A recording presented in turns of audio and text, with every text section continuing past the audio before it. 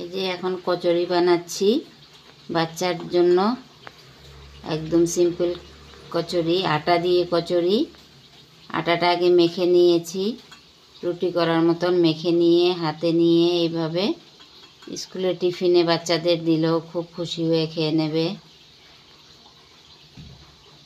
এই যে এখানে কাঁচা লঙ্কা, পেঁয়াজ, টমেটো, এই টমেটো বলে কাঁচা লঙ্কা, পেঁয়াজ আর কি নুন আর একটু চাট মশলা দিয়ে আলুটা মেখে নিয়েছি।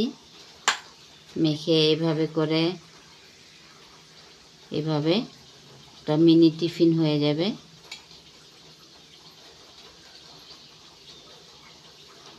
এভাবে করে হাত দিয়ে প্রেস করে করে এইভাবে